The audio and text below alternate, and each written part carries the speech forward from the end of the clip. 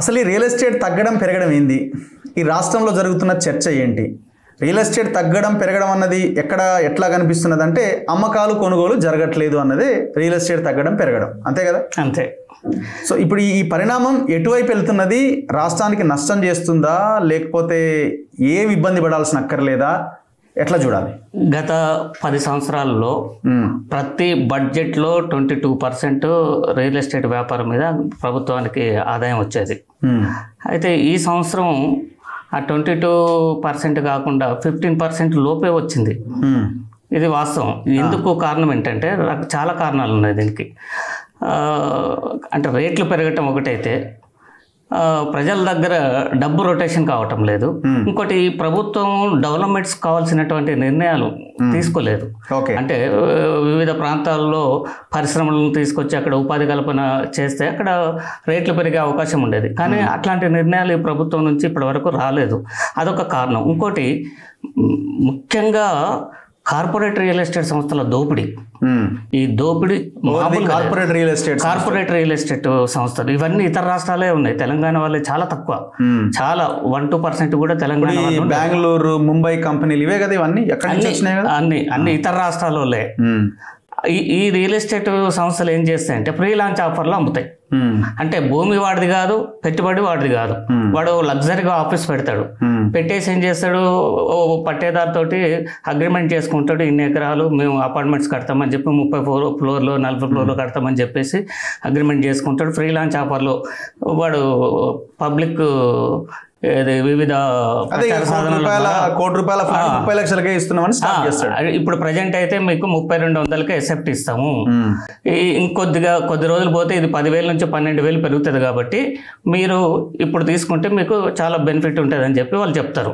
అంటే వాళ్ళు హైప్ చేస్తూ ఉంటారు మార్కెట్ని ఎప్పటికప్పుడు.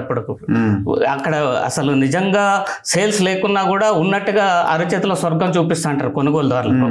వీళ్ళు ఏం చేస్తారంటే చాలామంది ఆశకు పోయి ఈ ఫ్రీ లాంచ్ ఆఫర్లో పోయి కొనటము, కార్పొరేట్ రియల్ ఎస్టేట్ సంస్థలు తట్టబుట్ట చదువుకొని ఎత్తేస్తే నష్టపోవటం అనేక కేసులు మనం గతంలో చూసాం.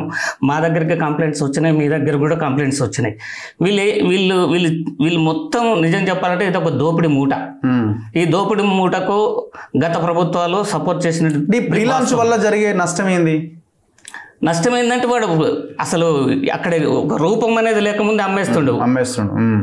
అసలు వాడు కన్స్ట్రక్షనే స్టార్ట్ చేయడు, వాడు పునాదే తీయడు, వీడు అమ్ముతానంటాడు. అక్కడ అగ్రిమెంట్ ఫెయిల్యూర్ అయితే భవిష్యత్తులో వాడు ఈ టైంలో 2 సంవత్సరాల్లో ఇక్కడ కన్స్ట్రక్షన్ నిర్మాణం పూర్తి చేస్తానని చెప్పి అగ్రిమెంట్ చేసుకుంటాడు. వాడు చేయలేకపోతే వానికి పర్మిషన్స్ రాకను ఇంకే రకరకాల కారణాల వల్ల వాడు చేయలేకపోతే వాడు పట్టేదారు ఏం చేస్తారు, అగ్రిమెంట్ని క్యాన్సిల్ చేసుకుంటారు. కాబట్టి అక్కడ వీడు కన్స్ట్రక్షన్ చేయలేడు.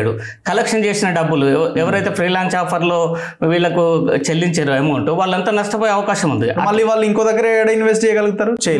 కష్టం, జీవితాంతం కష్టపడి సంపాదించినటువంటి డబ్బుల్ని అత్యాశకు పోయి ఇప్పుడైతే 3,200కే వస్తుంది కదా అని వాళ్ళకు 30 లక్షలు 40 లక్షలు ₹1,00,00,000 కట్టిన వాళ్ళు ఉన్నారు. రిటైర్డ్ అయ్యి వస్తే వచ్చిన డబ్బులతో ఇప్పుడు వాడు సాహితీ లక్ష్మీనారాయణ అని సాహితీ 2,000 కోట్లు గాయత్రి పోయింది, చాలా ఉన్నాయి. ఇప్పుడున్నటువంటి real estate corporate real estate వ్యాపారులు అంతా ఫ్రీ లాంచ్ ఆఫర్లని అమ్ముతున్నారు. దీన్ని ప్రభుత్వం ఎలాంటి వాటి మీద చర్య తీసుకు. ఫ్రీ లాంచ్ అంటే రిజిస్ట్రేషన్ అవ్వదు కదా అప్పటికి, just only nominal amount pay చేసి 30-20 నామినల్ కాదు మొత్తం తీసేసుకుంటున్నారు. ఎట్ ఏ టైం మొత్తం తీసేసుకుంటున్నారు. అంటే జస్ట్ ఒక డాక్యుమెంట్ ఇస్తారా? ఏమి ఉత్తగా కాగితం రాసిస్తారా? ఏముండదు వాడి దగ్గర ప్రూఫ్. గవర్నమెంట్ కి ఏం ఆదాయం? జీరో. గవర్నమెంట్ కి ఏం ఆదాయం ఉండదు. వీడు పబ్లిక్ నుంచి డబ్బు దోచుకుంటుండు, ఆ డబ్బుతోటే అక్కడ బిజినెస్ స్టార్ట్ చేస్తుండు. భూమి ఒకరిది, డబ్బు ఒకరిది. ఖాళీ ఎంటీ హ్యాండ్స్ తోటి ఆడ సక్సెస్ కావాలని చూస్తాడు, దోపిడీ చేయాలని చూస్తాడు. ఆ దోపిడీకి ఈ ప్రభుత్వం కూడా అనుకూలంగా ఉంటుంది. వాళ్ళ మీద ఎలాంటి రిస్ట్రిక్షన్స్ కానీ చర్యలు కానీ ప్రభుత్వం తీసుకోలేకపోతుంది. వాళ్ళు పేపర్ యాడ్స్ ఇస్తూనే ఉంటారు, టీవీ యాడ్స్ ఇస్తూనే ఉంటారు, రకరకాల యాడ్స్ ఇస్తూ ఉంటారు. ఒకటి చెట్టెక్కి చేస్తాడు, ఒకటి గుర్రం ఎక్కడ చేస్తాడు, ఒకటి కత్తి పట్టుకొని చేస్తాడు, రకరకాల వేషాలు వేసి ప్రజల్ని మోసం చేస్తున్నారు. అట్లాంటి రియల్ ఎస్టేట్ వ్యాపారుల చేతులు మోసపోయిన వాళ్ళు మన దగ్గర కొన్ని వేల మంది ఉంటారు. కొన్ని వేల మంది ఉన్నారు. కొన్ని వేల మంది మా దగ్గర రెగ్యులర్గా కంప్లైంట్స్ వస్తున్నాయి.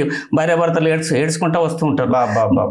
ఈ కారణంగా వాళ్ళు సంపాదించిన డబ్బును వీళ్ళ చేతిలో పెట్టి నష్టపోవటం వల్ల భార్యాభర్తలు విడిపోయినటువంటి సందర్భాలు కూడా మన దగ్గర ఉన్నాయి. నేను అందుకే ఈ రాష్ట్రంలో, తెలంగాణ రాష్ట్రంలో ఉన్నటువంటి ప్రజలకు చెప్పేది ఏంటంటే, ప్రీ లాంచ్ ఆఫర్లో కొనకండి, మోసపోతారు. అక్కడ ఒక రూపం వచ్చిన తర్వాత వాడు పూర్తిగా ఒక అపార్ట్మెంట్ కడితే వాడు కంప్లీట్ చేసి లాక్ చేసిన తర్వాతనే వాడి దగ్గర ప్లాట్ కొనండి. అంటే కొన్నామంటే లోన్ పెట్టి ఏది పెట్టి కొన్నామంటే రిజిస్ట్రేషన్ చేసుకోవాలి బస్, అంతే అంతే. బ్రోకరేషన్ చేసేటట్లు ఉండాలి, అంతేగాని వాడు పునాది తీసిండను లేకపోతే ఇప్పుడు అగ్రిమెంట్ చేసిండను. వాళ్ళు ఏం చేస్తారు, ఒక బ్రోచర్ చాలా అందంగా తయారు చేస్తారు. ఆ బ్రోచర్ చూపించి అరచేతుల స్వర్గం చూపిస్తారు, వీళ్ళకి నమ్మ పలుకుతారు, వీళ్ళు నష్టపోతున్నారు. అట్లాగే సరే కొన్ని సక్సెస్ అయినా కూడా వాళ్ళకి నిజంగా ఎస్ఎఫ్టీకి కన్స్ట్రక్షన్ చేయడానికి 3,000 కూడా పడకపోయినా కూడా వాడు దాన్ని హైప్ చేసి 10,000 ఎస్ఎఫ్టీకి 10,000 12,000 అమ్ముతూ ఉన్నారు. ఇప్పుడు ఇంకొక పాయింట్, రేట్లు విపరీతంగా పెరిగిపోయినాయి. ఇప్పుడు హైదరాబాద్లో ఒక 1000 ఎస్ఎఫ్టీ ఫ్లాట్ కొనాలంటే మినిమం 70-80 కోటి రూపాయలు ఆ పైనే ఉంది తప్ప తక్కువ అయితే లేదు. అంటే నేను చెప్తున్నా 70-80 కూడా కొంత హైదరాబాద్ దూరంగా ఉన్న ఏరియాస్ లోనే, అంటే కోర్ హైదరాబాద్ లో అయితే దొరకదు. 1.5-2 కోట్లు 2.5 కోట్లు 3 కోట్లు. ఈ రేట్లు కావాలని పెంచిర్రా లేకపోతే మార్కెట్ దోపిడీ కోసమే? అంతే, దోపిడీ కోసమే పెంచారు. ఈ దోపిడీకి ప్రభుత్వం కూడా సహకరిస్తుంది. ఏ రియల్ ఎస్టేట్ వ్యాపారస్తులు ఫ్రీ లాంచ్ ఆఫర్లు అమ్ముతున్నారన్న విషయం హెచ్ఎండిఏకి తెలియదా, ప్రభుత్వానికి తెలియదా, రేరాకి తెలియదా? అందరికీ తెలుసు. వాళ్ళ అడ్వర్టైజ్మెంట్స్ చూడట్లేమా? అక్కడ ఒక రూపం లేకముందే వీళ్ళు అమ్ముకుంటారు. వెస్ట్ సైడ్ వెళ్తుంటే తెల్లాపూర్ కానీ ఇటు షేర్లింగంపల్లి ఇటు వెళ్తుంటే కొన్ని కట్టేసి అట్లా ఉండిపోయినాయి, 40 ఫ్లోర్లు 50 ఫ్లోర్లు. నేను అదే అవసరానికి మించి నిర్మాణాలు జరిగినాయి. దానివల్ల కూడా రియల్ ఎస్టేట్ డౌన్ కావడానికి ఒక రీజన్, అవసరానికి మించి. ఆ ప్రాంతంలో ఒక 10,000 ఫ్లాట్స్ గృహాలు అవసరమైతే వాళ్ళు 20,000 30,000 నిర్మించటం వల్ల కూడా అక్కడ కొనుగోలు అనేవి పడిపోవటం అనేది సహజంగా జరుగుతుంది. మేమేమంటున్నామంటే, ఇప్పుడు కొనుగోలుదారులకు ఈస్ట్ వైపు చాలా అనుకూలంగా ఉంది. వరంగల్ రోడ్డు కానీ, విజయవాడ రోడ్డు కానీ, శ్రీశైలం రోడ్డు కానీ ఇంకా 5-6 వేలకు 3RR లోపల దొరుకుతుంది. ఇప్పుడు కొనుక్కోండి, బెస్ట్ ఇన్వెస్ట్మెంట్ అనేది అక్కడ చేస్తే భవిష్యత్తు ఉంటుంది. ప్రభుత్వం కూడా ఆయా ప్రాంతాల్లో డెవలప్మెంట్స్ రావడానికి అనేక రకాల చర్యలు చేపడితే అక్కడ రేట్లు కూడా డెవలప్ అయితే అక్కడ ప్రాపర్టీ పెట్టుబడి పెట్టిన వాళ్ళు కూడా వాళ్ళ ఇన్కమ్ గ్రోత్ అవుతుంది. అదే మేము కొనుగోలుదారులకు చెప్తున్నాం.